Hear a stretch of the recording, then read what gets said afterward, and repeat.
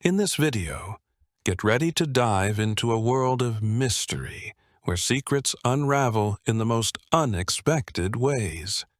It all starts with a simple cook disappearing in The Adventure of the Clapham Cook, but what seems like a harmless case soon spirals into a web of lies and deceit. Then, step into the high-stakes world of diplomacy, where a pair of boots hides more than just a missing piece of luggage in the ambassador's boots. It holds a deadly secret that could change everything. And just when you think it couldn't get more intense, a Christmas tragedy will make you question the lengths one will go to for revenge, as a holiday celebration turns into a chilling mystery. Suspense, betrayal, and shocking twists await. Stay tuned to see how these seemingly separate stories are all connected. Agatha Christie, The Adventure of the Clapham Cook. At the time that I was sharing rooms with my friend Hercule Poirot, it was my custom to read aloud to him the headlines in the morning newspaper, the Daily Blair. The Daily Blair was a paper that made the most of any opportunity for sensationalism. Robberies and murders did not lurk obscurely in its back pages. Instead, they hit you in the eye in large type on the front page. Absconding bank clerk disappears with £50,000 worth of negotiable securities, I read. Husband puts his head in gas oven. Unhappy home life. Missing typist. Pretty girl of 21. Where is Edna Field? There you are, Poirot. Plenty to choose from.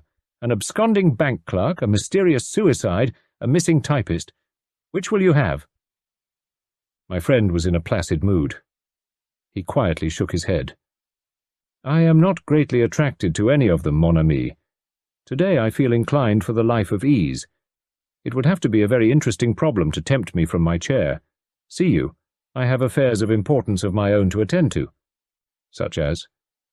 My wardrobe, Hastings. If I mistake not, there is on my new grey suit the spot of grease, only the unique spot, but it is sufficient to trouble me. Then there is my winter overcoat. I must lay him aside in the powder of Keating's. And I think, yes, I think, the moment is ripe for the trimmings of my moustaches, and afterwards I must apply the pomade. Well, I said, strolling to the window, I doubt if you'll be able to carry out this delirious programme. That was a ring at the bell. You have a client. Unless the affair is one of national importance, I touch it not, declared Poirot with dignity. A moment later, our privacy was invaded by a stout, red-faced lady who panted audibly as a result of her rapid ascent of the stairs. "You're Monsieur Poirot?" she demanded as she sank into a chair. "I am Hercule Poirot. Rot, yes, madame." "You're not a bit like what I thought you'd be," said the lady, eyeing him with some disfavour. "Did you pay for the bit in the paper saying what a clever detective you were, or did they put it in themselves?"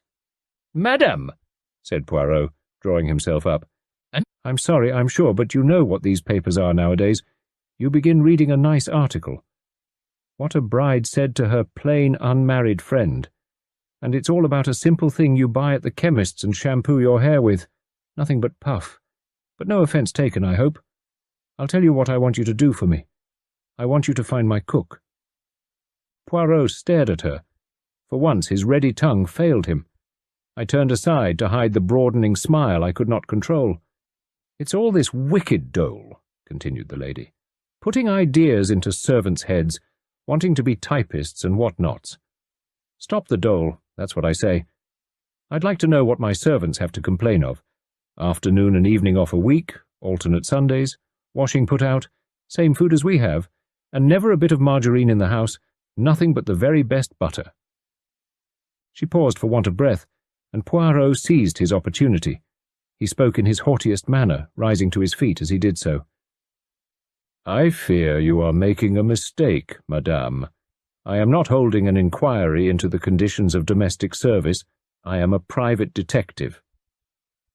"I know that," said our visitor. "Didn't I tell you I wanted you to find my cook for me? Walked out of the house on Wednesday without so much as a word to me and never came back." "I am sorry, madame, but I do not touch this particular kind of business. I wish you good morning." Our visitor snorted with indignation. That's it, is it, my fine fellow? Too proud, eh? Only deal with government secrets and countesses' jewels? Let me tell you, a servant's every bit as important as a tiara to a woman in my position. We can't all be fine ladies going out in our motors with our diamonds and our pearls. A good cook's a good cook, and when you lose her, it's as much to you as her pearls are to some fine lady. For a moment or two it appeared to be a toss-up between Poirot's dignity and his sense of humour. Finally he laughed and sat down again. Madame, you are in the right, and I am in the wrong. Your remarks are just and intelligent. This case will be a novelty. Never yet have I hunted a missing domestic. Truly, here is the problem of national importance that I was demanding of fate just before your arrival. En avant. You say this jewel of a cook went out on Wednesday and did not return. That is the day before yesterday. Yes, it was her day out. But probably, madame, she has met with some accident. Have you inquired at any of the hospitals? That's exactly what I thought yesterday, but this morning, if you please, she sent for her box, and not so much as a line to me. If I'd been at home, I'd not have let it go, treating me like that, but I'd just stepped out to the butcher. Will you describe her to me? She was middle-aged, stout, black hair turning grey, most respectable. She'd been 10 years in her last place. Eliza Dunn, her name was. And you had had no disagreement with her on the Wednesday? None whatsoever. That's what makes it all so queer. How many servants do you keep, madame? 2. The house parlour-maid Annie is a very nice girl, a bit forgetful, and her head full of young men, but a good servant if you keep her up to her work. Did she and the cook get on well together? They had their ups and downs, of course, but on the whole, very well. And the girl can throw no light on the mystery? She says not. But you know what servants are. They all hang together. Well, well, we must look into this. Where did you say you resided, madame? At Clapham, 88, Prince Albert Road. Bien, madame, I will wish you good morning, and you may count upon seeing me at your residence during the course of the day. Mrs. Todd, for such was our new friend's name, then took her departure. Poirot looked at me somewhat ruefully. Well, well, Hastings, this is a novel affair that we have here. The disappearance of the Clapham cook. Never, never must our friend Inspector Japp get to hear of this. He then proceeded to heat an iron and carefully removed the grease spot from his grey suit by means of a piece of blotting paper. His moustaches he regretfully postponed to another day, and we set out for Clapham. Prince Albert Road proved to be a street of small prim houses, all exactly alike, with neat lace curtains veiling the windows and well-polished brass knockers on the doors. We rang the bell at number 88, and the door was opened by a neat maid with a pretty face. Mrs. Todd came out in the hall to greet us. "Don't go, Annie," she cried. "This gentleman's a detective, and he'll want to ask you some questions." Annie's face displayed a struggle between alarm and a pleasurable excitement. "I thank you, madame," said Poirot, bowing. "I would like to question your maid now, and to see her alone, if I may." We were shown into a small drawing-room, and when Mrs. Todd, with obvious reluctance, had left the room, Poirot commenced his cross-examination. "Voyons, Mademoiselle Annie, all that you shall tell us will be of the greatest importance. You alone can shed any light on the case. Without your assistance I can do nothing." The alarm vanished from the girl's face, and the pleasurable excitement became more strongly marked. "I'm sure, sir," she said, "I'll tell you anything I can." "That is good." Poirot beamed approval on her. "Now, first of all, what is your own idea? You are a girl of remarkable intelligence. That can be seen at once. What is your own explanation of Eliza's disappearance?" Thus encouraged, Annie fairly flowed into excited speech. "White slavers, sir. I've said so all along. Cook was always warning me against them. Don't you sniff no scent, or eat any sweets, no matter how gentlemanly the fellow." Those were her words to me. "And now they've got her, I'm sure of it. As likely as not, she's been shipped to Turkey or one of them eastern places where I've heard they like them fat." Poirot preserved an admirable gravity. "But in that case, And it is indeed an idea. Would she have sent for her trunk? Well, I don't know, sir. She'd want her things, even in those foreign places. Who came for the trunk? A man? It was Carter Patterson, sir. Did you pack it? No, sir. It was already packed and corded. Ah, that's interesting. That shows that when she left the house on Wednesday, she had already determined not to return. You see that, do you not? Yes, sir. Annie looked slightly taken aback. I hadn't thought of that.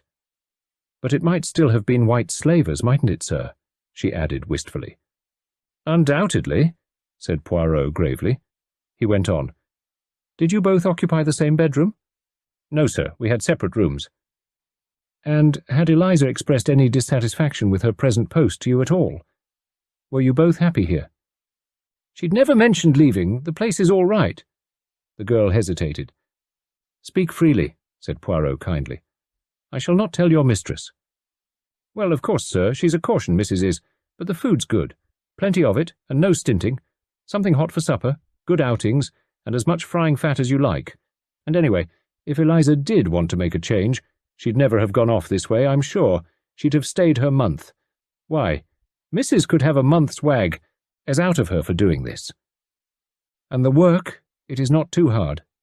Well, she's particular, always poking round in corners and looking for dust. And then there's the lodger, or paying guest as he's always called. But that's only breakfast and dinner, same as master. They're out all day in the city. You like your master? He's all right, very quiet, and a bit on the stingy side.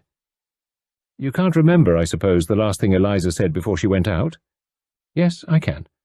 If there's any stewed peaches over from the dining room, she says, we'll have them for supper and a bit of bacon and some fried potatoes.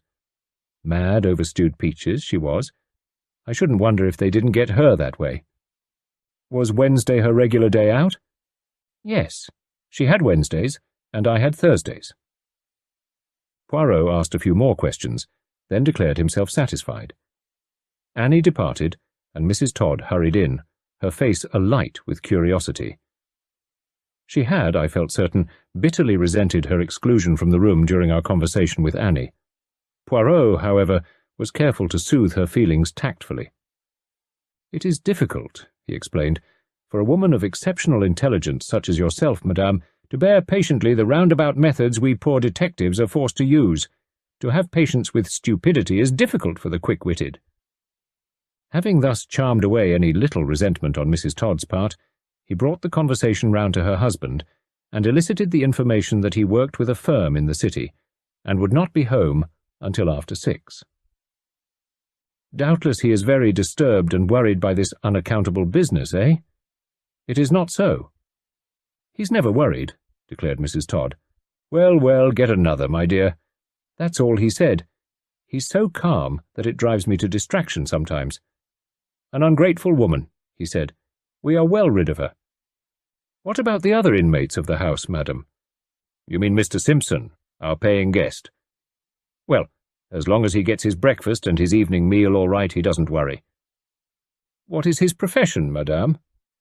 He works in a bank. She mentioned its name, and I started slightly, remembering my perusal of the Daily Blair. A young man? 28, I believe. Nice, quiet young fellow. I should like to have a few words with him, and also with your husband, if I may. I will return for that purpose this evening. I venture to suggest that you should repose yourself a little, madame. You look fatigued. I should just think I am. First the worry about Eliza, and then I was at the sales practically all yesterday, and you know what that is, Monsieur Poirot. And what with one thing and another, and a lot to do in the house, because of course Annie can't do it all, and very likely she'll give notice anyway, being unsettled in this way. Well, what with it all, I'm tired out. Poirot murmured sympathetically, and we took our leave. It's a curious coincidence, I said, but that absconding clerk, Davis, was from the same bank as Simpson. Can there be any connection, do you think? Poirot smiled. At the one end, a defaulting clerk, at the other, a vanishing cook. It is hard to see any relation between the two unless possibly Davis visited Simpson, fell in love with the cook, and persuaded her to accompany him on his flight. I laughed. But Poirot remained grave. "He might have done worse," he said reprovingly.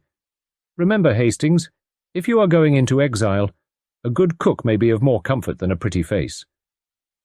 He paused for a moment and then went on. "It is a curious case, full of contradictory features. I am interested, yes, I am distinctly interested." That evening, we returned to 88 Prince Albert Road and interviewed both Todd and Simpson. The former was a melancholy lantern-jawed man of 40-odd.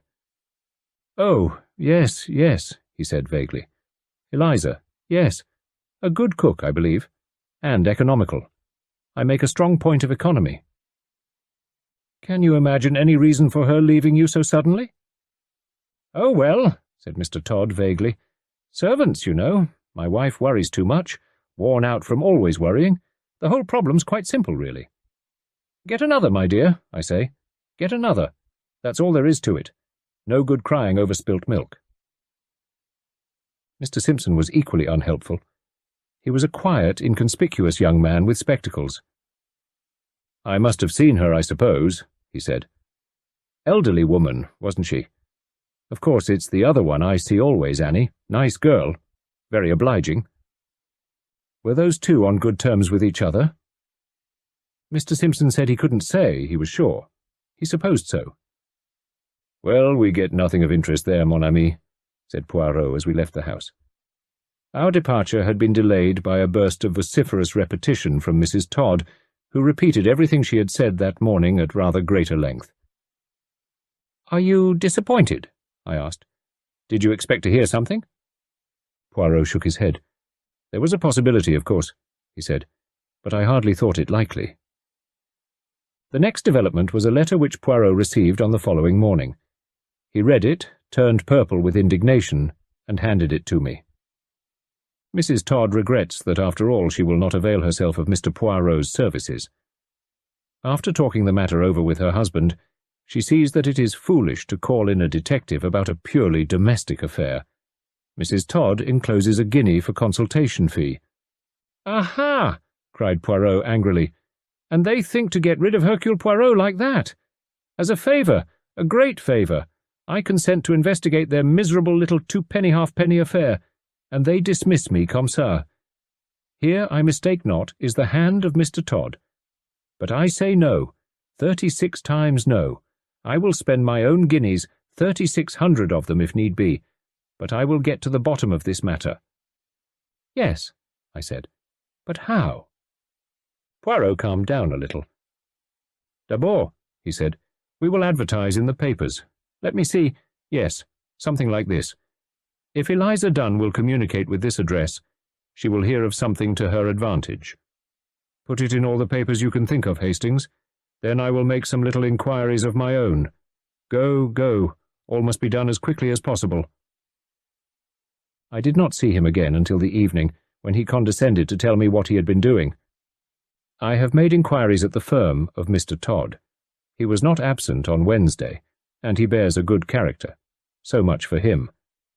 Then Simpson, on Thursday he was ill and did not come to the bank, but he was there on Wednesday. He was moderately friendly with Davis. Nothing out of the common. There does not seem to be anything there. No, we must place our reliance on the advertisement." The advertisement duly appeared in all the principal daily papers. By Poirot's orders, it was to be continued every day for a week. His eagerness over this uninteresting matter of a defaulting cook was extraordinary, but I realized that he considered it a point of honor to persevere until he finally succeeded. Several extremely interesting cases were brought to him about this time, but he declined them all. Every morning he would rush at his letters, scrutinize them earnestly, and then lay them down with a sigh. But our patience was rewarded at last. On the Wednesday following Mrs. Todd's visit, our landlady informed us that a person of the name of Eliza Dunn had called. "Enfin!" cried Poirot, "but make her mount then, at once, immediately." Thus admonished, our landlady hurried out and returned a moment or two later, ushering in Miss Dunn. Our quarry was much as described, tall, stout, and eminently respectable. "I came in answer to the advertisement," she explained.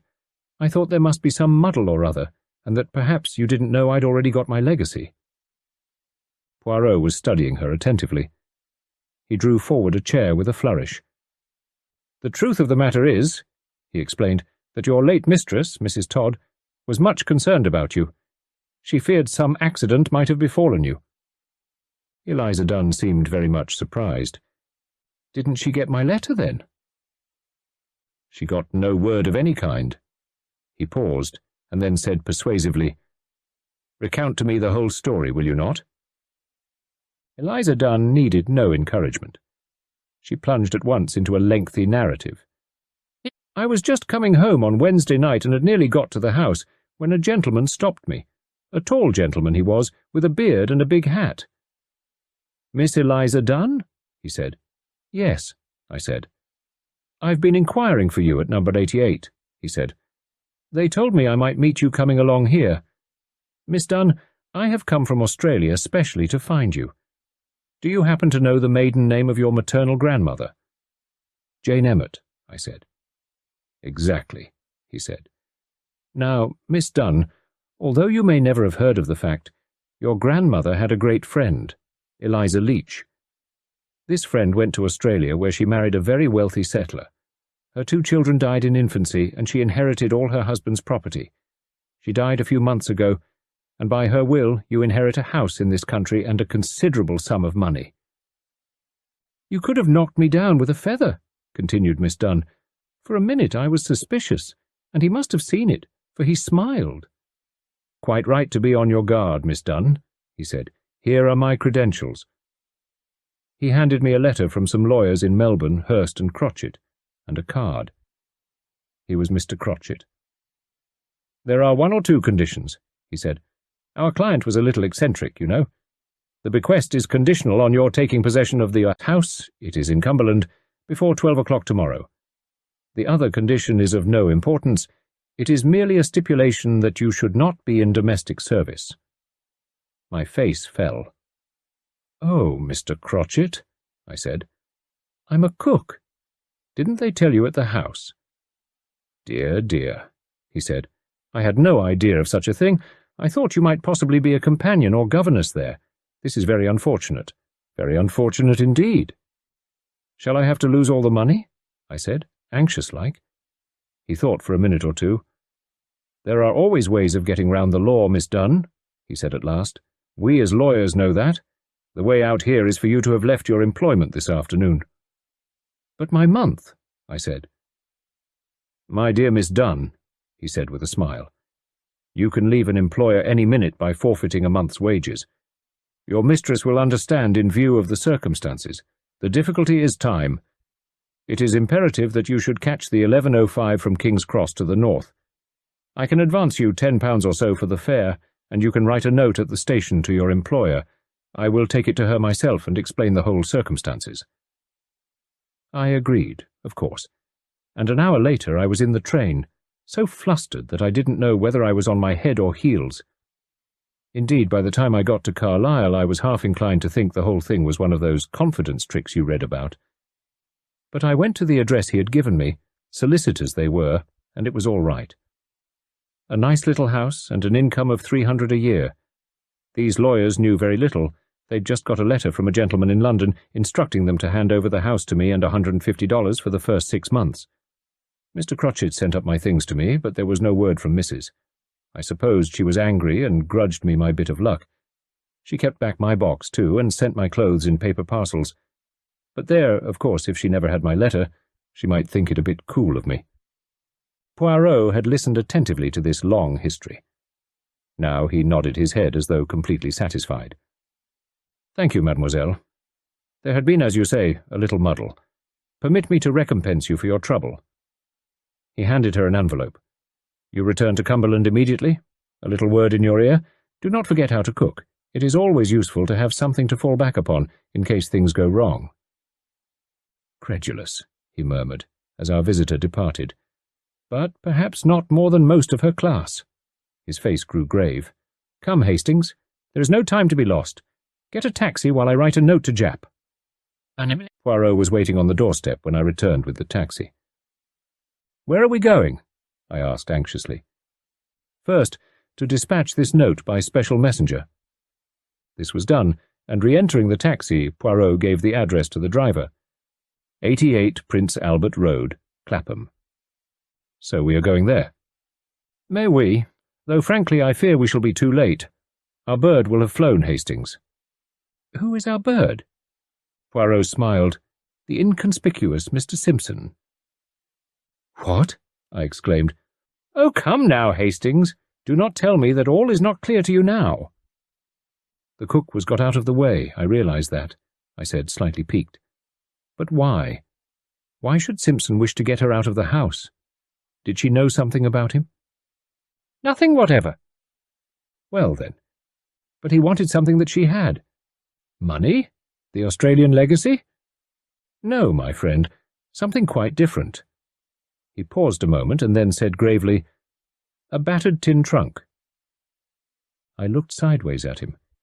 His statement seemed so fantastic that I suspected him of pulling my leg, but he was perfectly grave and serious. Surely he could buy a trunk if he wanted one, I cried. He did not want a new trunk. He wanted a trunk of pedigree, a trunk of assured respectability. Look here, Poirot, I cried. This really is a bit thick. You're pulling my leg. He looked at me. You lack the brains and the imagination of Mr. Simpson, Hastings. See here. On Wednesday evening, Simpson decoys away the cook. A printed card and a printed sheet of notepaper are simple matters to obtain, and he is willing to pay $150 and a year's house rent to assure the success of his plan. Miss Dunn does not recognize him. The beard and the hat and the slight colonial accent completely deceive her. That is the end of Wednesday, except for the trifling fact that Simpson has helped himself to £50,000 worth of negotiable securities. Simpson! But it was Davis.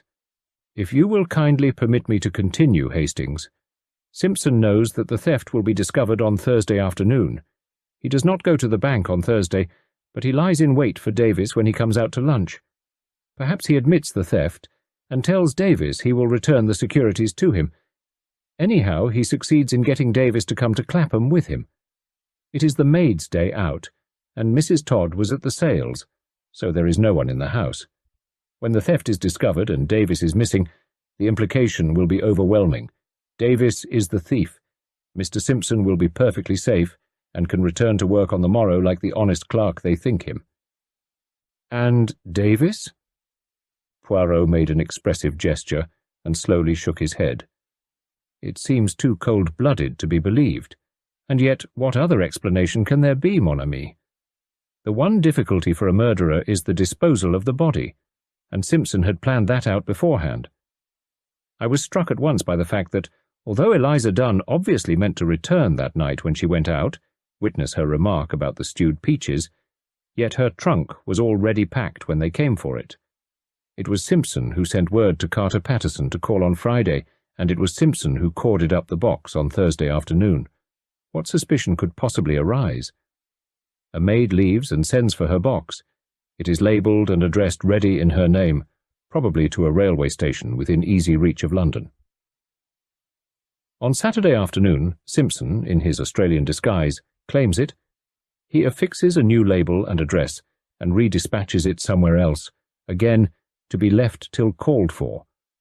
When the authorities get suspicious, for excellent reasons, and open it, all that can be elicited will be that a bearded colonial dispatched it from some junction near London.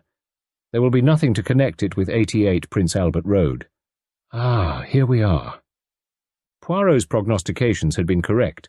Simpson had left days previously, but he was not to escape the consequences of his crime. By the aid of wireless, he was discovered on the Olympia, en route to America. A tin trunk, addressed to Mr. Henry Wintergreen, attracted the attention of railway officials at Glasgow. It was opened and found to contain the body of the unfortunate Davis. Mrs. Todd's cheque for £1 was never cashed. Instead, Poirot had it framed and hung on the wall of our sitting-room. It is to me a little reminder, Hastings, never to despise the trivial, the undignified, a disappearing domestic at one end, a cold-blooded murder at the other. To me, one of the most interesting of my cases. Agatha Christie, the ambassador's boots. "My dear fellow, my dear fellow," said Tuppence and waved a heavily buttered muffin. Tommy looked at her for a minute or two, then a broad grin spread over his face, and he murmured, "We do have to be so very careful." "That's right," said Tuppence, delighted. "You guessed. I am the famous Dr. Fortune, and you are Superintendent Bell." "Why are you being Reginald Fortune?" "Well, really, because I feel like a lot of hot butter."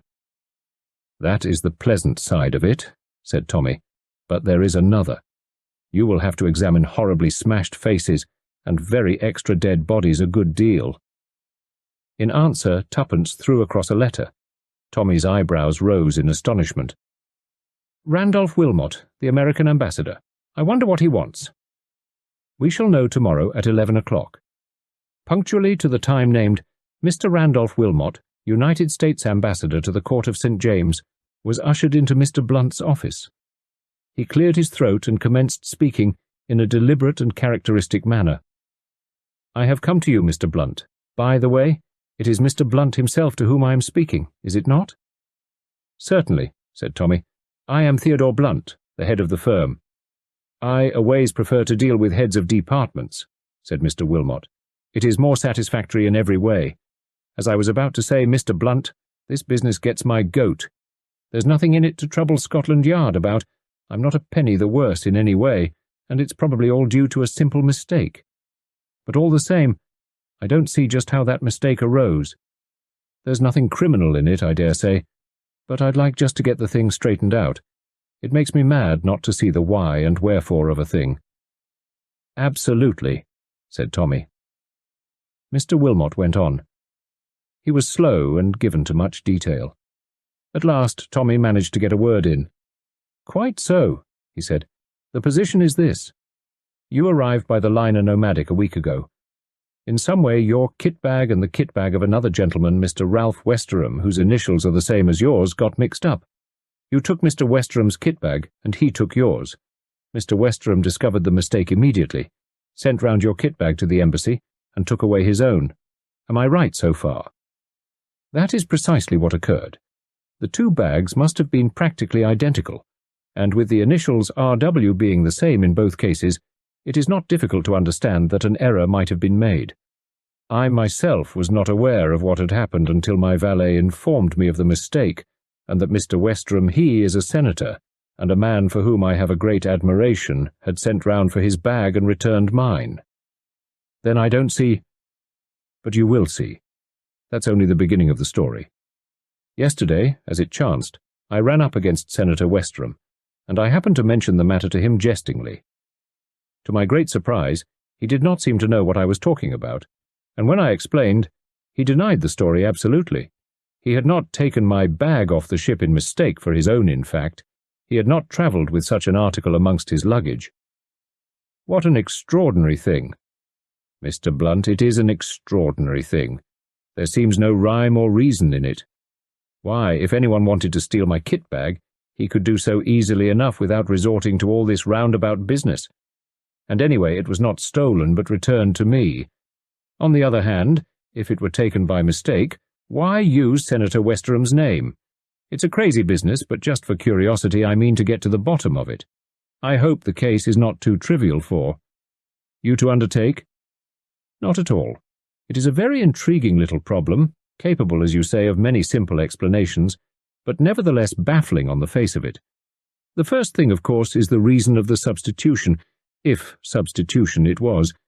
You say nothing was missing from your bag when it came back into your possession? My man says not. He would know. What was in it, if I may ask? Mostly boots. Boots, said Tommy, discouraged. Yes, said Mr. Wilmot. Boots. Odd, isn't it? You'll forgive my asking you, said Tommy, but you didn't carry any secret papers, or anything of that sort sewn in the lining of a boot or screwed into a false heel. The ambassador seemed amused by the question. Secret diplomacy hasn't got to that pitch, I hope. Only in fiction, said Tommy with an answering smile and a slightly apologetic manner. But you see, we've got to account for the thing somehow. Who came for the bag? The other bag, I mean. Supposed to be one of Westerham's servants. Quite a quiet, ordinary man, so I understand. My valet saw nothing wrong with him. Had it been unpacked, do you know? That I can't say. I presume not. But perhaps you'd like to ask the valet a few questions? He can tell you more than I can about the business. I think that would be the best plan, Mr. Wilmot. The ambassador scribbled a few words on a card and handed it to Tommy. I opine that you would prefer to go round to the embassy and make your inquiries there. If not, I will have the man. His name is Richards, by the way. Sent round here. No, thank you, Mr. Wilmot. I should prefer to go to the embassy. The ambassador rose, glancing at his watch. Dear me, I shall be late for an appointment. Well, goodbye, Mr. Blunt. I leave the matter in your hands. He hurried away. Tommy looked at Tuppence, who had been scribbling demurely on her pad in the character of the efficient Miss Robinson. What about it, old thing? He asked. Do you see, as the old bird put it, any rhyme or reason in the proceeding? None whatever, replied Tuppence cheerily. Well, that's a start anyway. It shows that there is really something very deep at the back of it. You think so? It's a generally accepted hypothesis. Remember Sherlock Holmes and the depth the butter had sunk into the parsley. I mean the other way round. I've always had a devouring wish to know all about that case. Perhaps Watson will disinter it from his notebook one of these days. Then I shall die happy. But we must get busy. Quite so, said Tuppence. Not a quick man, the esteemed Wilmot, but sure. She knows men, said Tommy. Or do I say he knows men? It is so confusing when you assume the character of a male detective. Oh, my dear fellow, my dear fellow. A little more action, Tuppence, and a little less repetition. A classic phrase cannot be repeated too often, said Tuppence with dignity. Have a muffin, said Tommy kindly.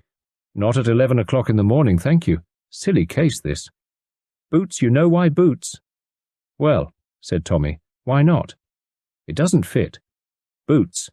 She shook her head. All wrong. Who wants other people's boots? The whole thing's mad. Perhaps they got hold of the wrong bag, suggested Tommy. That's possible. But if they were after papers, a dispatch case would be more likely. Papers are the only things one thinks of in connection with ambassadors. Boots suggest footprints, said Tommy thoughtfully. Do you think they wanted to lay a trail of Wilmot's footsteps somewhere? Tuppence considered the suggestion, abandoning her role, then shook her head. It seems wildly impossible, she said. No. I believe we shall have to resign ourselves to the fact that the boots have nothing to do with it. Well, said Tommy with a sigh, the next step is to interview friend Richards. He may be able to throw some light on the mystery. On production of the ambassador's card, Tommy was admitted to the embassy, and presently a pale young man, with a respectful manner and a subdued voice, presented himself to undergo examination. I am Richards, sir, Mr. Wilmot's valet.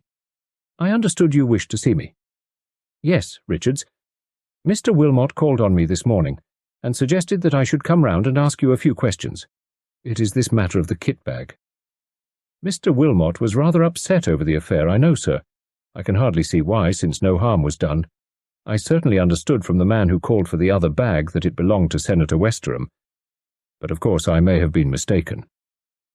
What kind of a man was he? Middle-aged, grey hair. Very good class, I should say, most respectable. I understood he was Senator Westerham's valet. He left Mr. Wilmot's bag and took away the other. Had it been unpacked at all? Which one, sir? Well, I meant the one you brought from the boat, but I should like to know about the other as well, Mr. Wilmot's own. Had that been unpacked, do you fancy? I should say not, sir. It was just as I strapped it up on the boat. I should say the gentleman, whoever he was, just opened it, realized it wasn't his, and shut it up again. Nothing missing? No small article? I don't think so, sir. In fact, I'm quite sure. And now the other one. Had you started to unpack that? As a matter of fact, sir, I was just opening it at the very moment Senator Westerham's man arrived. I'd just undone the straps. Did you open it at all? We just unfastened it together, sir. To be sure, no mistake had been made this time. The man said it was all right, and he strapped it up again and took it away. What was inside? Boots also? No, sir. Mostly toilet things, I fancy. I know I saw a tin of bath salts. Tommy abandoned that line of research. You never saw anyone tampering with anything in your master's cabin on board ship, I suppose?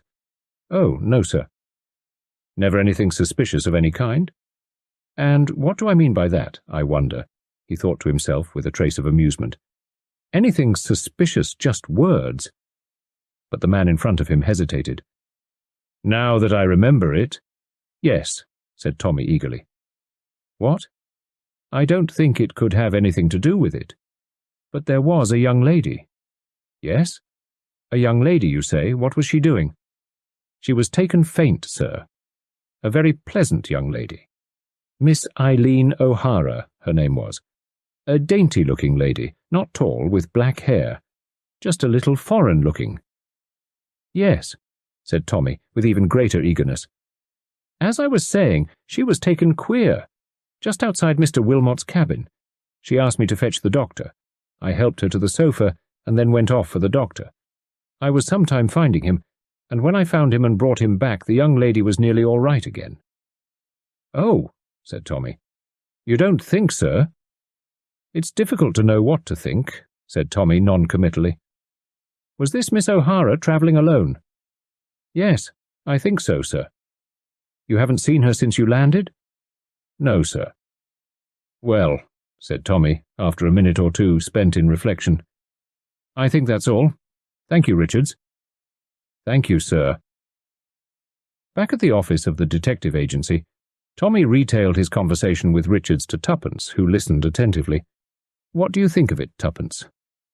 Oh, my dear fellow, we doctors are always sceptical of a sudden faintness. So very convenient. And Eileen, as well as O'Hara. Almost too impossibly Irish, don't you think? It's something to go upon at last.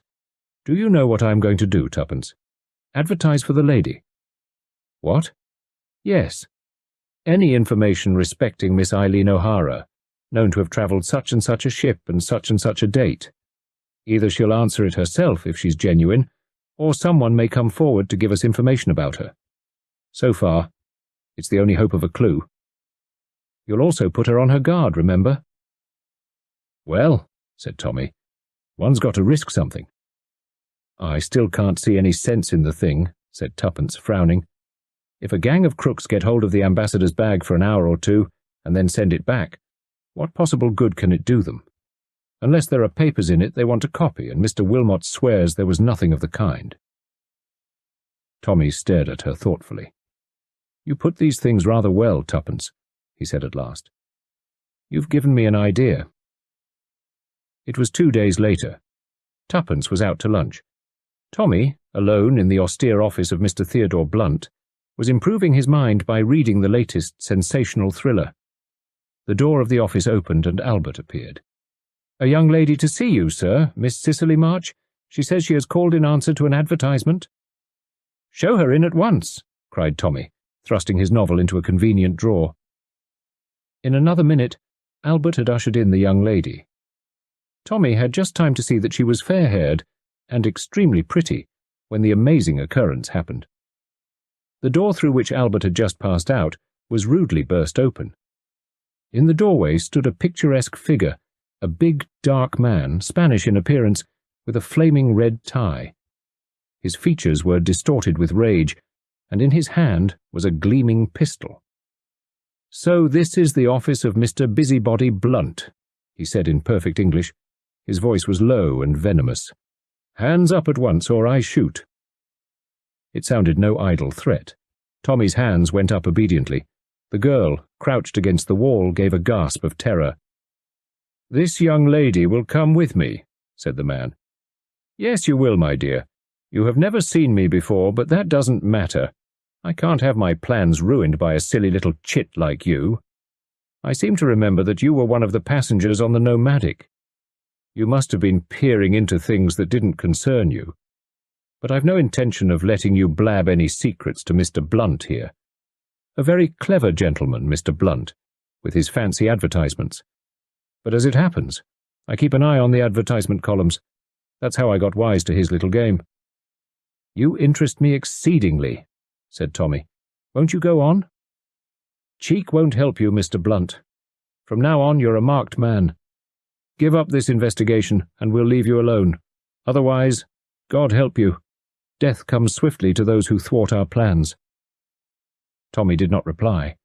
He was staring over the intruder's shoulder as though he saw a ghost. As a matter of fact, he was seeing something that caused him far more apprehension than any ghost could have done. Up to now, he had not given a thought to Albert as a factor in the game. He had taken for granted that Albert had already been dealt with by the mysterious stranger. If he had thought of him at all, it was as one lying stunned on the carpet in the outer office. He now saw that Albert had miraculously escaped the stranger's attention, but instead of rushing out to fetch a policeman in good sound British fashion, Albert had elected to play a lone hand. The door behind the stranger had opened noiselessly, and Albert stood in the aperture enveloped in a coil of rope. An agonized yelp of protest burst from Tommy, but too late. Fired with enthusiasm, Albert flung a loop of rope over the intruder's head and jerked him backwards off his feet. The inevitable happened. The pistol went off with a roar, and Tommy felt the bullet scorch his ear in passing ere it buried itself in the plaster behind him. "I've got him, sir!" cried Albert, flushed with triumph. "I've lassoed him. I've been practicing with a lasso in my spare time, sir. Can you give me a hand? He's very violent." Tommy hastened to his faithful henchman's assistance, mentally determining that Albert should have no further spare time. "You damned idiot," he said. "Why didn't you go for a policeman? Owing to this fool's play of yours, he as near as anything plugged me through the head. Whew! I've never had such a near escape." "Lassoed him in the nick of time, I did," said Albert, his ardour quite undamped. "It's wonderful what those chaps can do on the prairies, sir." "Quite so," said Tommy, "but we're not on the prairies. We happen to be in a highly civilized city. And now, my dear sir," he added to his prostrate foe, "what are we going to do with you?" A stream of oaths in a foreign language was his only reply. "Hush," said Tommy. "I don't understand a word of what you're saying, but I've got a shrewd idea it's not the kind of language to use before a lady. You'll excuse him, won't you, Miss— Do you know, in the excitement of this little upset, I've quite forgotten your name." "March?" said the girl. She was still white and shaken, but she came forward now and stood by Tommy looking down on the recumbent figure of the discomfited stranger. "What are you going to do with him?" "I could fetch a bobby now," said Albert helpfully. But Tommy, looking up, caught a very faint negative movement of the girl's head, and took his cue accordingly. "We'll let him off this time," he remarked. "Nevertheless, I shall give myself the pleasure of kicking him downstairs, if it's only to teach him manners to a lady." He removed the rope, hauled the victim to his feet, and propelled him briskly through the outer office. A series of shrill yelps was heard, and then a thud. Tommy came back, flushed but smiling. The girl was staring at him with round eyes. "Did you hurt him?" "I hope so," said Tommy, "but these foreigners make a practice of crying out before they're hurt, so I can't be quite sure about it. Shall we come back into my office, Miss March, and resume our interrupted conversation? I don't think we shall be interrupted again." "I'll have my lasso ready, sir, in case," said the helpful Albert. "Put it away," ordered Tommy sternly. He followed the girl into the inner office and sat down at his desk, whilst she took a chair facing him. "I don't quite know where to begin," said the girl. "As you heard that man say, I was a passenger on the Nomadic. The lady you advertised about, Miss O'Hara, was also on board." "Exactly," said Tommy. "That we know already, but I suspect you must know something about her doings on board that boat, or else that picturesque gentleman would not have been in such a hurry to intervene." "I will tell you everything. The American ambassador was on board. One day, as I was passing his cabin, I saw this woman inside, and she was doing something so extraordinary that I stopped to watch. She had a man's boot in her hand." "A boot?" cried Tommy excitedly. "I'm sorry, Miss March, go on." "With a little pair of scissors she was slitting up the lining.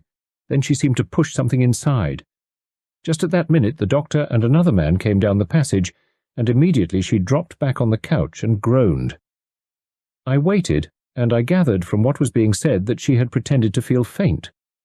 I say pretended, because when I first caught sight of her, she was obviously feeling nothing of the kind. Tommy nodded. Well? I rather hate to tell you the next part. I was curious. And also, I'd been reading silly books, and I wondered if she'd put a bomb or a poisoned needle or something like that in Mr. Wilmot's boot. I know it's absurd, but I did think so. Anyway, next time I passed the empty cabin, I slipped in and examined the boot. I drew out from the lining a slip of paper. Just as I had it in my hand, I heard the steward coming, and I hurried out so as not to be caught. The folded paper was still in my hand. When I got into my own cabin, I examined it. Mr. Blunt, it was nothing but some verses from the Bible. Verses from the Bible? Said Tommy, very much intrigued. At least I thought so at the time. I couldn't understand it, but I thought perhaps it was the work of a religious maniac.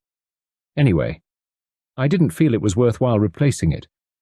I kept it without thinking much about it until yesterday, when I used it to make into a boat for my little nephew to sail in his bath. As the paper got wet, I saw a queer kind of design coming out all over it. I hastily took it out of the bath and smoothed it out flat. The water had brought out the hidden message. It was a kind of tracing and looked like the mouth of a harbour. Immediately after that, I read your advertisement. Tommy sprang from his chair. But this is most important. I see it all now. That tracing is probably the plan of some important harbour defences. It had been stolen by this woman. She feared someone was on her track, and not daring to conceal it amongst her own belongings, she contrived this hiding place. Later she obtained possession of the bag in which the boot was packed, only to discover that the paper had vanished.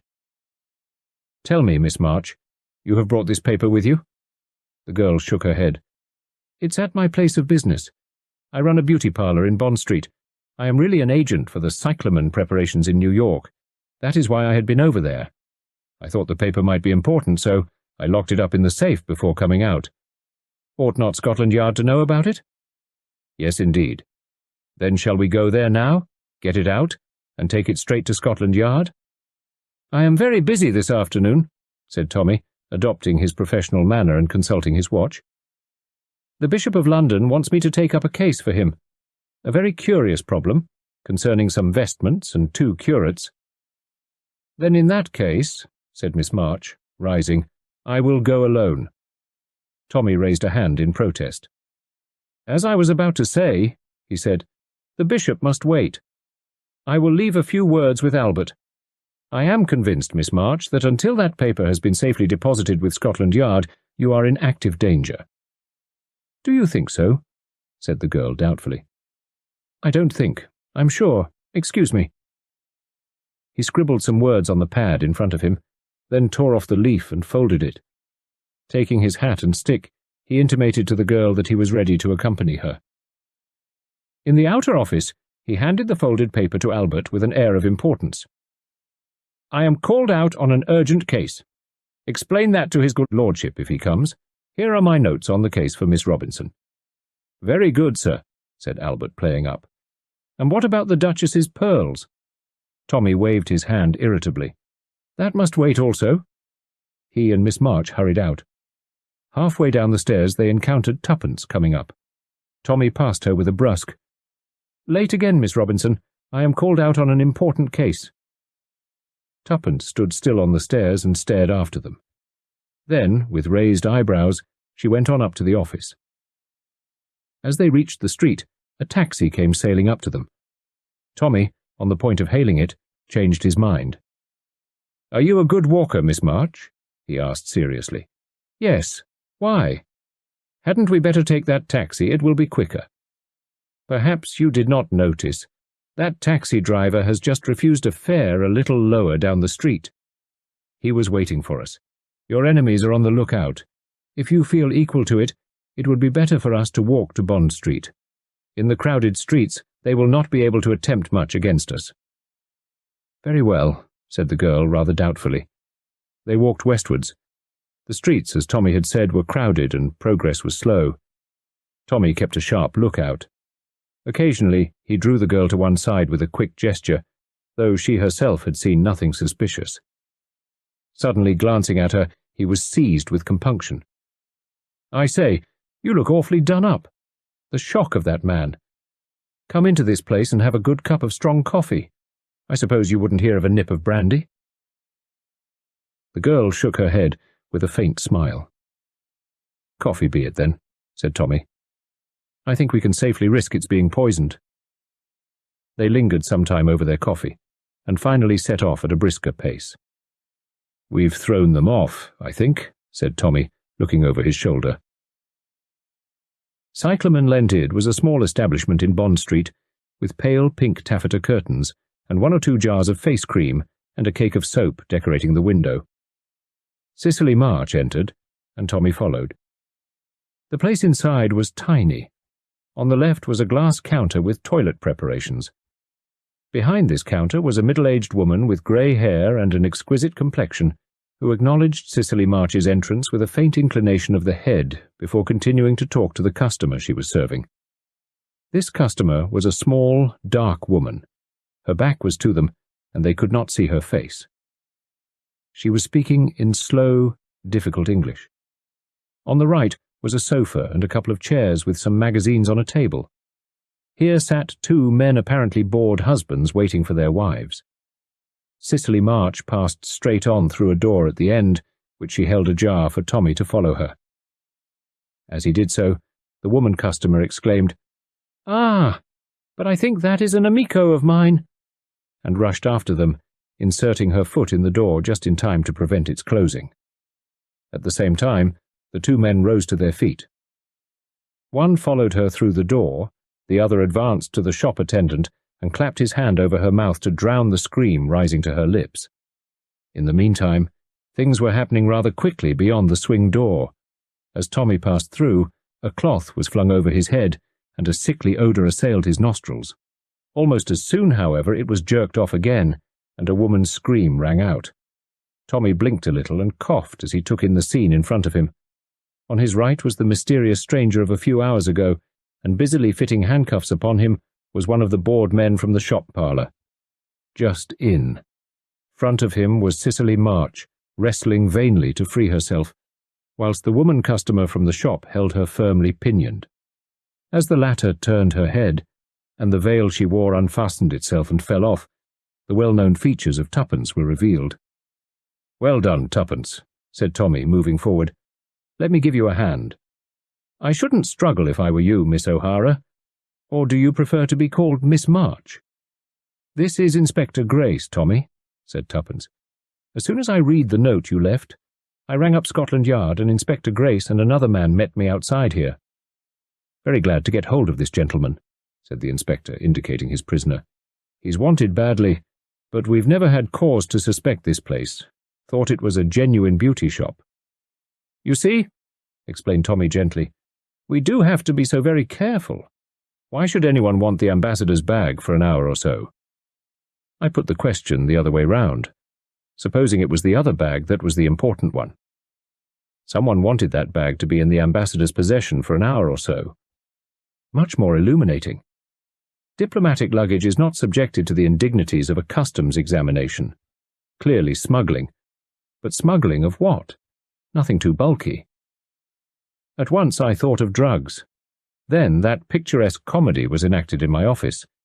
They'd seen my advertisement and wanted to put me off the scent, or failing that, out of the way altogether. But I happened to notice an expression of blank dismay in the charming lady's eyes when Albert did his lasso act. That didn't fit in very well with her supposed part. The stranger's attack was meant to assure my confidence in her. I played the part of the credulous sleuth with all my might, swallowed her rather impossible story, and permitted her to lure me here, carefully leaving behind full instructions for dealing with the situation. Under various pretexts, I delayed our arrival so as to give you all plenty of time. Cicely March was looking at him with a stony expression. "You are mad. What do you expect to find here?" Remembering that Richard saw a tin of bath salts, what do you say about beginning with the bath salts, Inspector?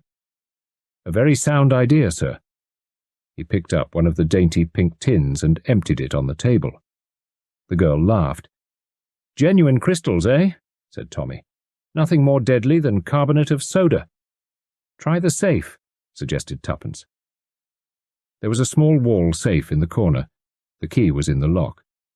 Tommy swung it open and gave a shout of satisfaction. The back of the safe opened out into a big recess in the wall, and that recess was stacked with the same elegant tins of bath salts. Rows and rows of them. He took one out and prized up the lid. The top showed the same pink crystals, but underneath was a fine white powder. The inspector uttered an ejaculation. "You've got it, sir. 10-1. That tin's full of pure cocaine. We knew there was a distributing area somewhere round here, handy to the West End, but we haven't been able to get a clue to it. This is a fine coup of yours, sir." "Rather a triumph for Blunt's brilliant detectives," said Tommy to Tuppence, as they emerged into the street together. "It's a great thing to be a married man. Your persistent schooling has at last taught me to recognize peroxide when I see it. Golden hair has got to be the genuine article to take me in. We will concoct a business-like letter to the ambassador, informing him that the matter has been dealt with satisfactorily. And now, my dear fellow, what about tea and lots of hot buttered muffins?" Agatha Christie, A Christmas Tragedy. "I have a complaint to make," said Sir Henry Clithering. His eyes twinkled gently as he looked round at the assembled company. Colonel Bantry, his legs stretched out, was frowning at the mantelpiece as though it were a delinquent soldier on parade. His wife was surreptitiously glancing at a catalogue of bulbs which had come by the late post. Dr. Lloyd was gazing with frank admiration at Jane Hellier, and that beautiful young actress herself was thoughtfully regarding her pink-polished nails. Only that elderly spinster lady, Miss Marple, was sitting bolt upright, and her faded blue eyes met Sir Henry's with an answering twinkle. "A complaint," she murmured. "A very serious complaint. We are a company of 6, 3 representatives of each sex, and I protest on behalf of the downtrodden males. We have had 3 stories told tonight, and told by the 3 men. I protest that the ladies have not done their fair share." "Oh," said Mrs. Bantry with indignation. "I'm sure we have. We've listened with the most intelligent appreciation. We've displayed the true womanly attitude, not wishing to thrust ourselves in the limelight." "It's an excellent excuse," said Sir Henry, "but it won't do. And there's a very good precedent in the Arabian Nights. So forward, Scheherazade." "Meaning me?" said Mrs. Bantry. "But I don't know anything to tell. I've never been surrounded by blood or mystery." "I don't absolutely insist upon blood," said Sir Henry, "but I'm sure one of you 3 ladies has got a pet mystery. Come now, Miss Marple, the curious coincidence of the charwoman, or the mystery of the mothers' meeting. Don't disappoint me in St. Mary Mead." Miss Marple shook her head. "Nothing that would interest you, Sir Henry. We have our little mysteries, of course. There was that gill of picked shrimps that disappeared so incomprehensibly. But that wouldn't interest you because it all turned out to be so trivial, though throwing a considerable light on human nature." "You have taught me to dote on human nature," said Sir Henry solemnly. "What about you, Miss Hellier?" asked Colonel Bantry. "You must have had some interesting experiences." "Yes, indeed," said Dr. Lloyd. "Me," said Jane. "You mean you want me to tell you something that happened to me?" "Or to one of your friends," amended Sir Henry. "Oh," said Jane vaguely. "I don't think anything has ever happened to me. I mean, not that kind of thing. Flowers, of course, and queer messages, but that's just men, isn't it? I don't think—" She paused and appeared lost in thought. "I see we shall have to have that epic of the shrimps," said Sir Henry. "Now then, Miss Marple." "You're so fond of your jokes, Sir Henry. The shrimps are only nonsense. But now I come to think of it, I do remember one incident, at least not exactly an incident, something very much more serious, a tragedy. And I was, in a way, mixed up in it. And for what I did, I have never had any regrets. No regrets at all. But it didn't happen in St. Mary Mead." "That disappoints me," said Sir Henry, "but I will endeavour to bear up. I knew we should not rely upon you in vain." He settled himself in the attitude of a listener. Miss Marple grew slightly pink. I hope I shall be able to tell it properly, she said anxiously. I fear I am very inclined to become rambling. One wanders from the point, altogether without knowing that one is doing so. And it is so hard to remember each fact in its proper order. You must all bear with me if I tell my story badly. It happened a very long time ago now. As I say, it was not connected with St. Mary Mead. As a matter of fact, it had to do with a hydro. Do you mean a seaplane? Asked Jane with wide eyes. You wouldn't know, dear, said Mrs. Bantry, and explained. Her husband added his quota, beastly places, absolutely beastly. Got to get up early and drink filthy-tasting water. Lot of old women sitting about. Ill-natured tittle-tattle. God, when I think, now, Arthur, said Mrs. Bantry placidly, you know it did you all the good in the world. Lot of old women sitting round talking scandal, grunted Colonel Bantry. That I'm afraid is true, said Miss Marple. I myself. My dear Miss Marple, cried the Colonel, horrified. I didn't mean for one moment. With pink cheeks and a little gesture of the hand, Miss Marple stopped him. But it is true, Colonel Bantry. Only I should just like to say this. Let me recollect my thoughts. Yes.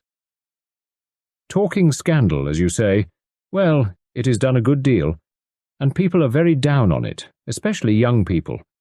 My nephew, who writes books, and very clever ones, I believe, has said some most scathing things about taking people's characters away without any kind of proof, and how wicked it is and all that.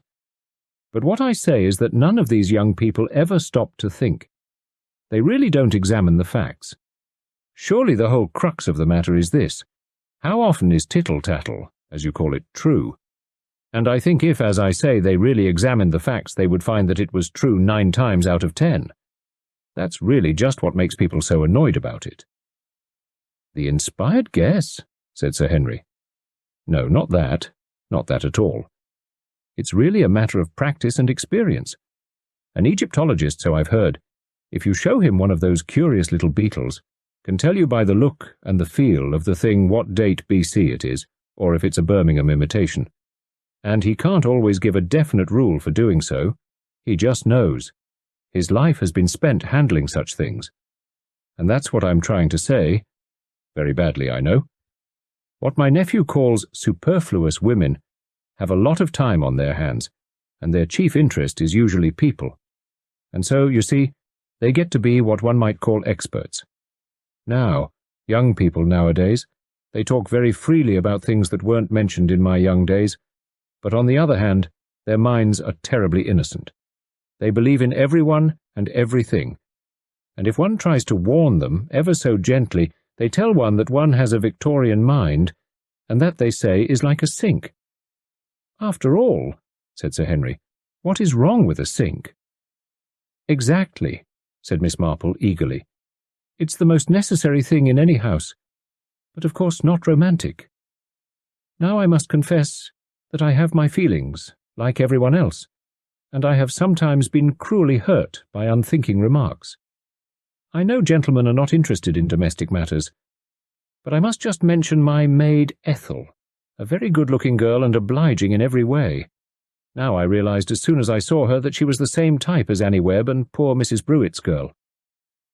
If the opportunity arose, mine, and thine would mean nothing to her. So I let her go at the month, and I gave her a written reference, saying she was honest and sober. But privately I warned old Mrs. Edwards against taking her, and my nephew Raymond was exceedingly angry, and said he had never heard of anything so wicked. Yes, wicked. Well, she went to Lady Ashton, whom I felt no obligation to warn, and what happened? All the lace cut off her underclothes, and 2 diamond brooches taken, and the girl departed in the middle of the night and never heard of since. Miss Marple paused, drew a long breath, and then went on. You'll be saying this has nothing to do with what went on at Keston Spa Hydro, but it has in a way.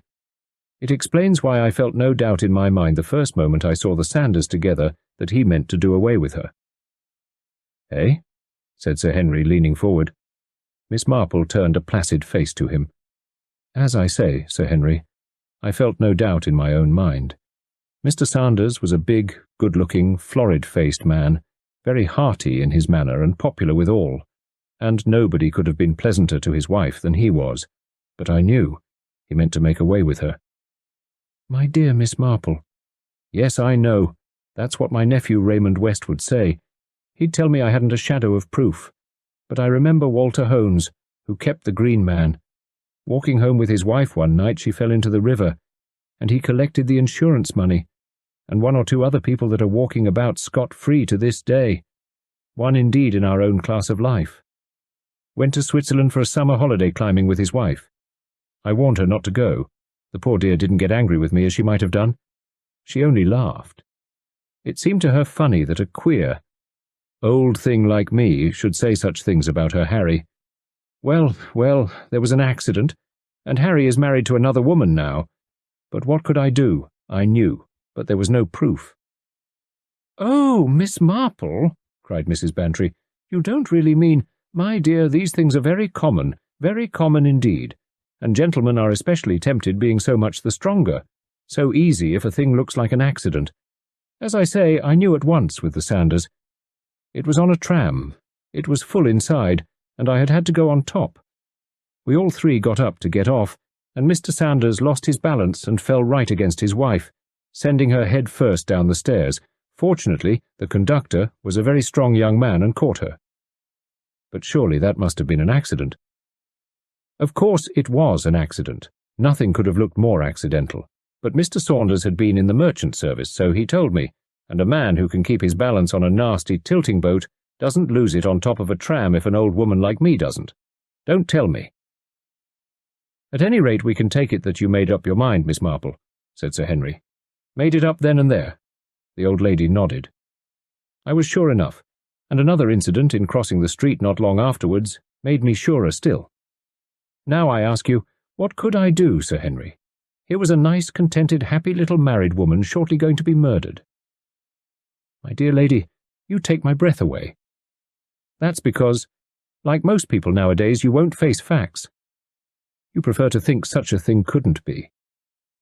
But it was so, and I knew it. But one is so sadly handicapped.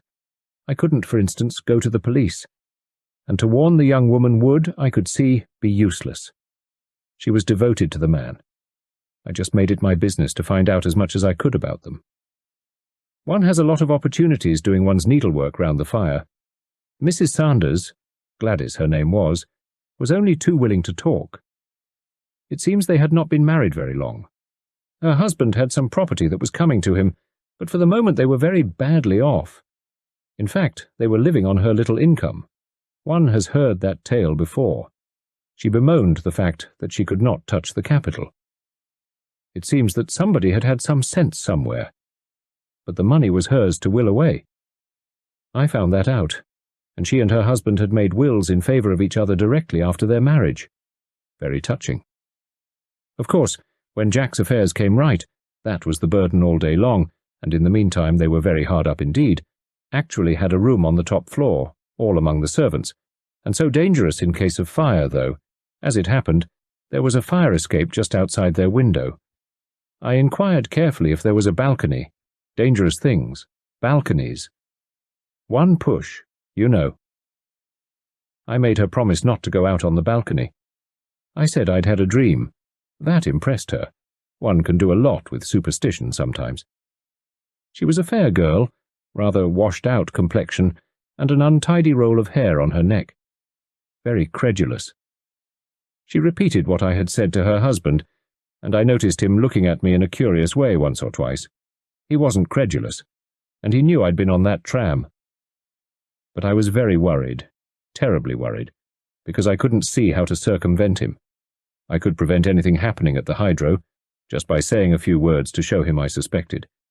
But that only meant his putting off his plan till later.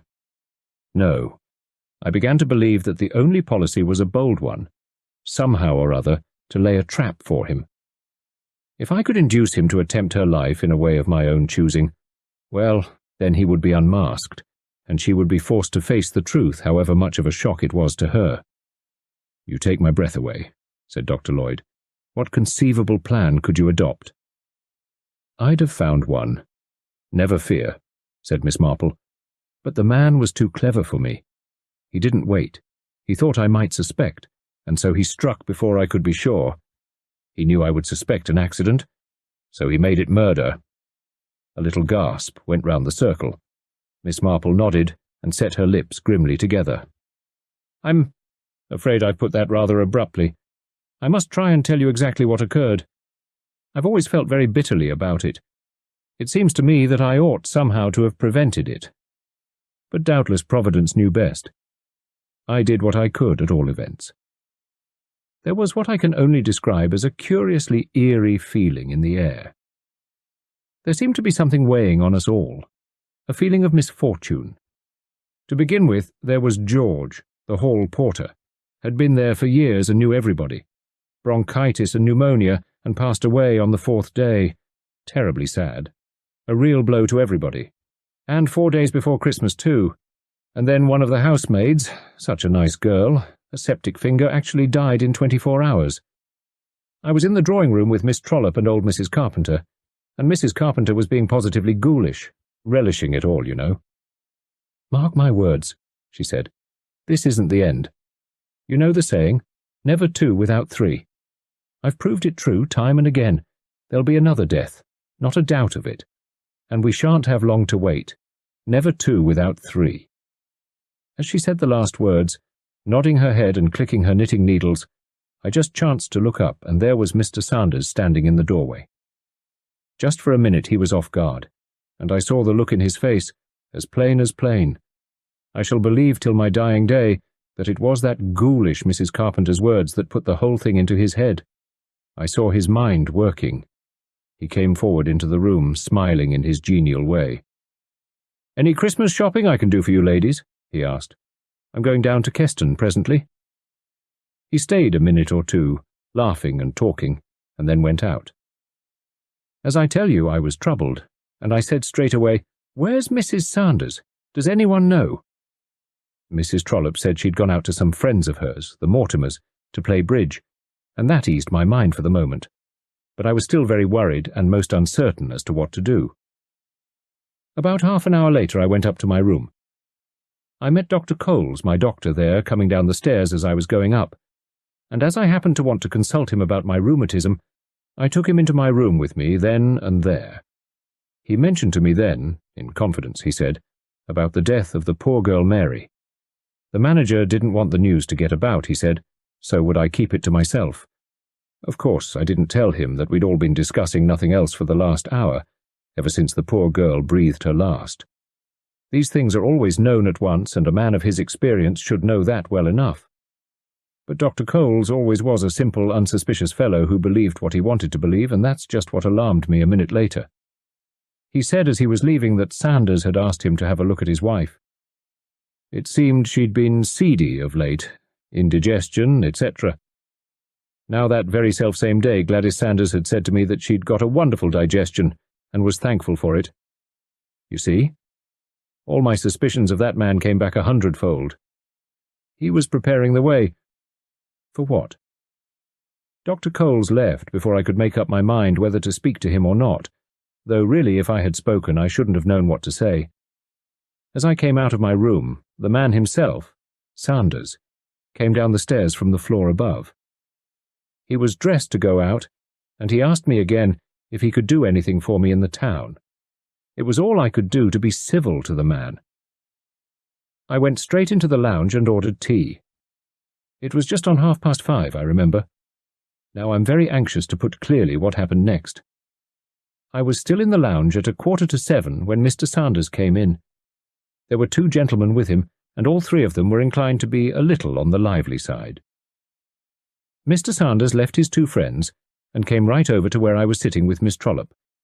He explained that he wanted our advice about a Christmas present he was giving his wife. It was an evening bag. "And you see, ladies," he said, "I'm only a rough sailorman. What do I know about such things?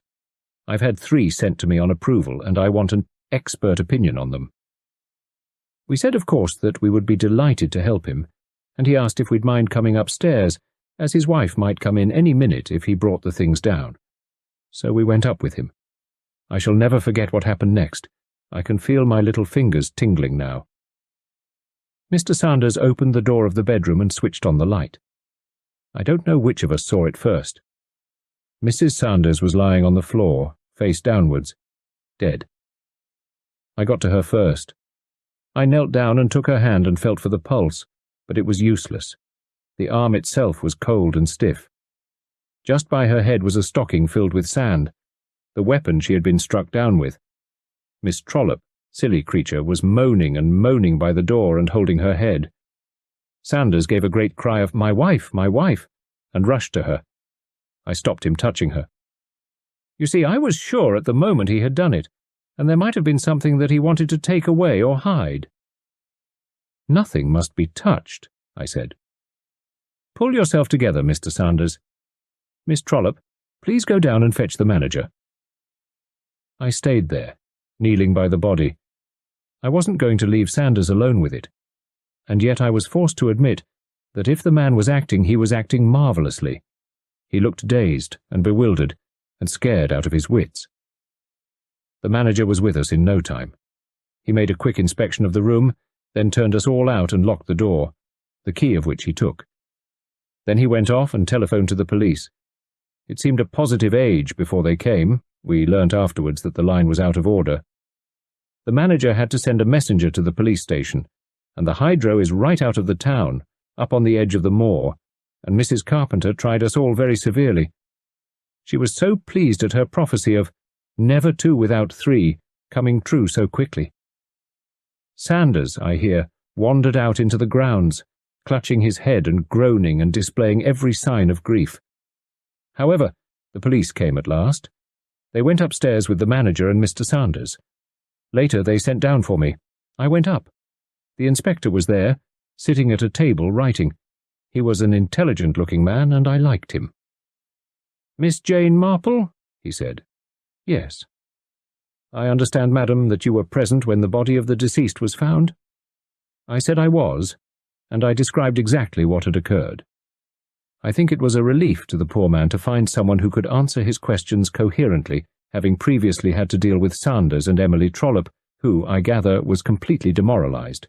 She would be, the silly creature. I remember my dear mother teaching me that a gentlewoman should always be able to control herself in public, however much she may give way in private. "An admirable maxim," said Sir Henry gravely. When I had finished, the inspector said, "Thank you, madam. Now I'm afraid I must ask you just to look at the body once more. Is that exactly the position in which it was lying when you entered the room? It hasn't been moved in any way." I explained that I had prevented Mr. Sanders from doing so, and the inspector nodded approval. "The gentleman seems terribly upset," he remarked. "He seems so—" "Yes," I replied. I don't think I put any special emphasis on the seams, but the inspector looked at me rather keenly. "So, we can take it that the body is exactly as it was when found?" he said. "Except for the hat, yes," I replied. The inspector looked up sharply. "What do you mean? The hat?" I explained that the hat had been on poor Gladys's head, whereas now it was lying beside her. I thought, of course, that the police had done this. The inspector, however, denied it emphatically. Nothing had, as yet, been moved or touched. He stood looking down at that poor prone figure with a puzzled frown. Gladys was dressed in her outdoor clothes, a big dark red tweed coat with a grey fur collar. The hat, a cheap affair of red felt, lay just by her head. The inspector stood for some minutes in silence, frowning to himself. Then an idea struck him.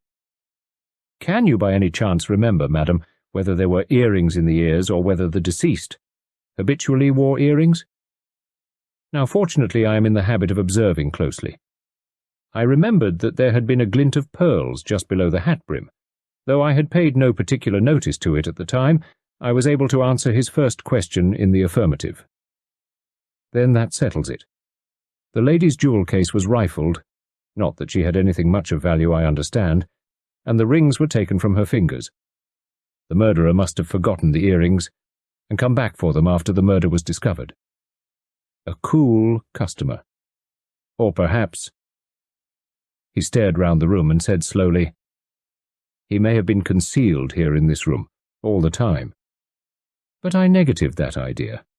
I myself, I explained, looked under the bed, and the manager had opened the doors of the wardrobe. There was nowhere else where a man could hide. It is true the hat cupboard was locked in the middle of the wardrobe, but as that was only a shallow affair with shelves, no one could have been concealed there. The inspector nodded his head slowly whilst I explained all this. "I'll take your word for it, madam," he said. "In that case, as I said before, he must have come back. A very cool customer. But the manager locked the door and took the key. That's nothing. The balcony and the fire escape, that's the way the thief came. Why, as likely as not, you actually disturbed him at work. He slips out of the window, and when you've all gone, back he comes and goes on with his business." "You are sure," I said, "that there was a thief?"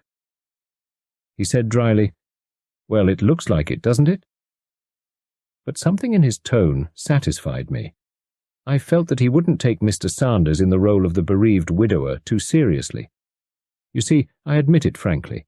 I was absolutely under the opinion of what I believe our neighbours, the French, call the idée fixe. I knew that that man, Sanders, intended his wife to die. What I didn't allow for was that strange and fantastic thing, coincidence. My views about Mr. Sanders were, I was sure of it, absolutely right and true. The man was a scoundrel.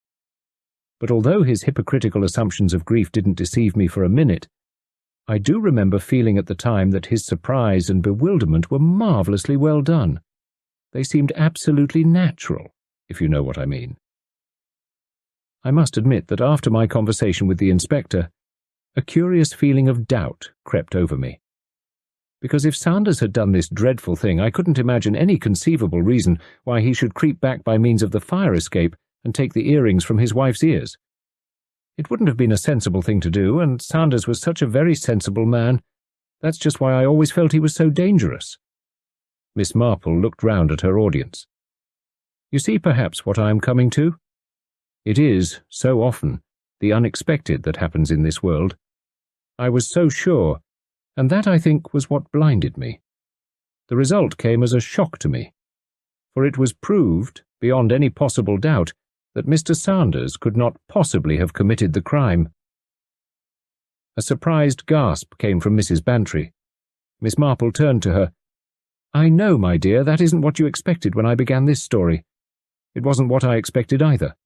But facts are facts, and if one is proved to be wrong, one must just be humble about it and start again. That Mr. Sanders was a murderer at heart I knew, and nothing ever occurred to upset that firm conviction of mine. And now, I expect, you would like to hear the actual facts themselves. Mrs. Sanders, as you know, spent the afternoon playing bridge with some friends, the Mortimers. She left them at about 6:15. From her friend's house to the hydro was about 1/4 of an hour's walk, less if one hurried. She must have come in then about 6:30. No one saw her come in, so she must have entered by the side door and hurried straight up to her room. There she changed, the fawn coat and skirt she wore to the bridge party were hanging up in the cupboard, and was evidently preparing to go out again when the blow fell. Quite possibly, they say, she never even knew who struck her.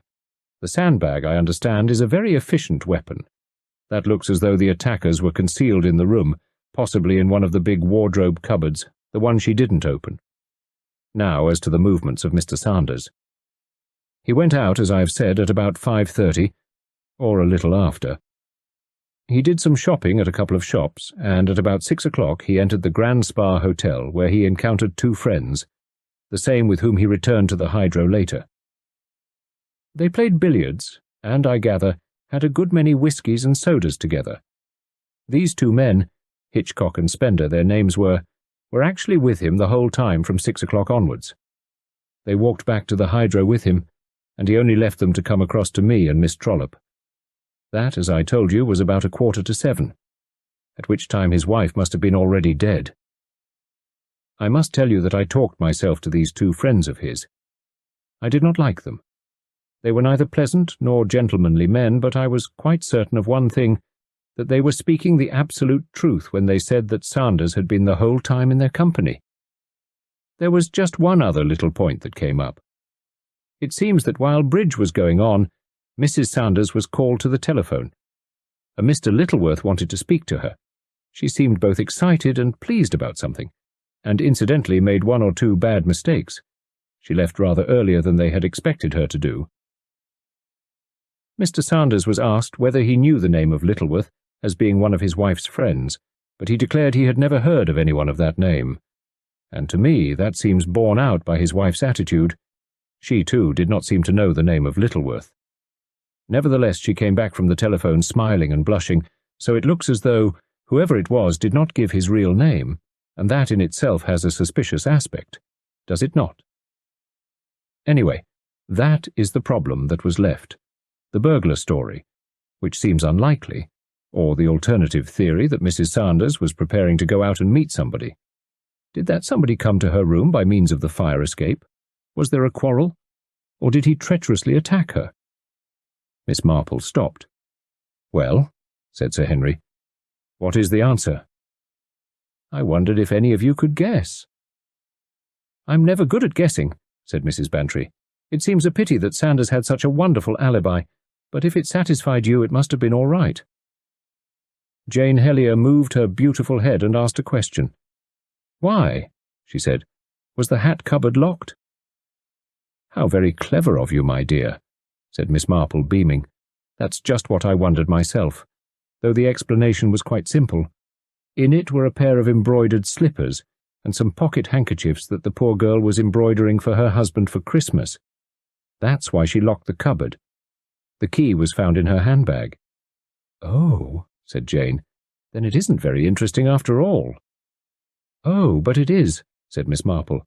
"It's just the one really interesting thing, the thing that made all the murderer's plans go wrong." Everyone stared at the old lady. "I didn't see it myself for 2 days," said Miss Marple. "I puzzled and puzzled, and then suddenly there it was, all clear. I went to the inspector and asked him to try something, and he did." "What did you ask him to try?" "I asked him to fit that hat on the poor girl's head, and of course he couldn't. It wouldn't go on. It wasn't her hat, you see." Mrs. Bantry stared. "But it was on her head to begin with?" "Not on her head." Miss Marple stopped a moment to let her words sink in, and then went on. "We took it for granted that it was poor Gladys's body there, but we never looked at the face. She was face downwards, remember, and the hat hid everything. But she was killed." "Yes, later. At the moment that we were telephoning to the police, Gladys Sanders was alive and well. You mean it was someone pretending to be her? But surely when you touched her—" "It was a dead body right enough," said Miss Marple gravely. "But, dash it all," said Colonel Bantry, "you can't get hold of dead bodies right and left. What did they do with the first corpse afterwards?" "He put it back," said Miss Marple. "It was a wicked idea, but a very clever one. It was our talk in the drawing-room that put it into his head. The body of poor Mary, the housemaid, why not use it? Remember, the Sanders room was up amongst the servants' quarters. Mary's room was 2 doors off. The undertakers wouldn't come till after dark. He counted on that. He carried the body along the balcony. It was dark at 5. Dressed it in one of his wife's dresses and her big red coat. And then he found the hat cupboard locked. There was only one thing to be done. He fetched one of the poor girl's own hats. No one would notice. He put the sandbag down beside her. Then he went off to establish his alibi. He telephoned to his wife, calling himself Mr. Littleworth. I don't know what he said to her. She was a credulous girl, as I said just now. But he got her to leave the bridge party early and not to go back to the hydro, and arranged with her to meet him in the grounds of the hydro near the fire escape at 7 o'clock. He probably told her he had some surprise for her. He returns to the hydro with his friends and arranges that Miss Trollope and I shall discover the crime with him. He even pretends to turn the body over, and I stop him. Then the police are sent for, and he staggers out into the grounds. Nobody asked him for an alibi after the crime. He meets his wife, takes her up the fire escape, they enter their room. Perhaps he has already told her some story about the body. She stoops over it, and he picks up his sandbag and strikes. Oh dear, it makes me sick to think of even now. Then quickly he strips off her coat and skirt, hangs them up, and dresses her in the clothes from the other body. But the hat won't go on. Mary's head is shingled. Gladys Sanders, as I say, had a great bun of hair. He is forced to leave it beside the body and hope no one will notice. Then he carries poor Mary's body back to her own room and arranges it decorously once more. It seems incredible, said Dr. Lloyd. The risks he took. The police might have arrived too soon. You remember the line was out of order, said Miss Marple. That was a piece of his work. He couldn't afford to have the police on the spot too soon. When they did come, they spent some time in the manager's office before going up to the bedroom. That was the weakest point. The chance that someone might notice the difference between a body that had been dead 2 hours and one that had been dead just over half an hour. But he counted on the fact that the people who first discovered the crime would have no expert knowledge. Dr. Lloyd nodded. The crime would be supposed to have been committed about 6:45 or thereabouts, I suppose, he said. It was actually committed at 7 or a few minutes after. When the police surgeon examined the body, it would be about 7:30 at earliest. He couldn't possibly tell. I am the person who should have known, said Miss Marple. I felt the poor girl's hand, and it was icy cold. Yet a short time later the inspector spoke as though the murder must have been committed just before we arrived. And I saw nothing. I think you saw a good deal, Miss Marple, said Sir Henry. The case was before my time. I don't even remember hearing of it. What happened? Sanders was hanged, said Miss Marple crisply. And a good job, too. I have never regretted my part in bringing that man to justice. I've no patience with modern humanitarian scruples about capital punishment. Her stern face softened. But I have often reproached myself bitterly with failing to save the life of that poor girl. But who would have listened to an old woman jumping to conclusions? Well, well. Who knows? Perhaps it was better for her to die while life was still happy than it would have been for her to live on, unhappy and disillusioned, in a world that would have seemed suddenly horrible. She loved that scoundrel and trusted him. She never found him out. Well then, said Jane Hellier. She was all right. Quite all right. I wish— She stopped. Miss Marple looked at the famous, the beautiful, the successful Jane Hellier and nodded her head gently. I see, my dear, she said very gently. I see.